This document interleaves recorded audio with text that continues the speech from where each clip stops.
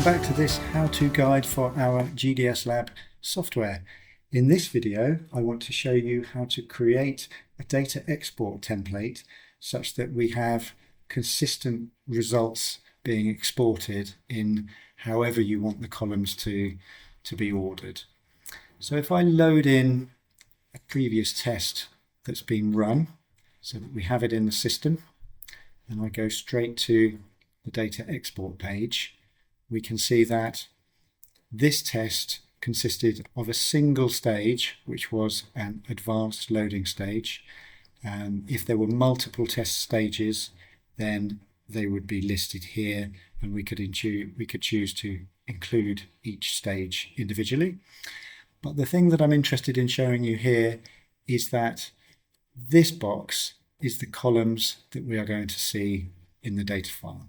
We could, of course, choose to see all of the columns by dragging every single column across like this. So time since the start of the test, we probably want to see, sorry, not drag, I use this little arrow.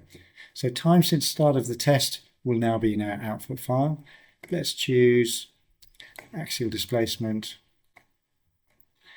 horizontal displacement, and maybe a calculated parameter, which are the parameters here with the blue shading. I can change the order of these parameters if I like. And also you'll see at the top here there is an empty. Now this allows us to put an empty column in, and then maybe we'll put the next parameter afterwards. The empty column will be just that. It will be a blank column which can assist in creating a template that can match up to a previous output from a previous piece of software, for example. So I'm going to choose to save that template. So export that. I'm going to call it Carl1 and save that. And I'm going to choose to export that data file. Let's call it, I probably have a Carl1. Let's call it Carl1 and see if it overwrites. And let me just pick up where it saved that. Try and find that data file. Date modified, Carl1.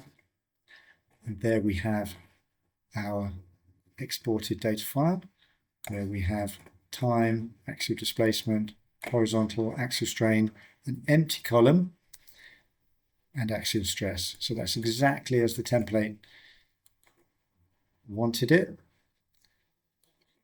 And if I wanted to, I could import from an additional template.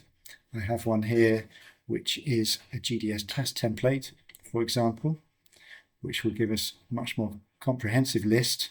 You'll see lots of blanks so that it covers exactly how some of the old data sets used to be in our previous versions of software, if we wanted to recreate that.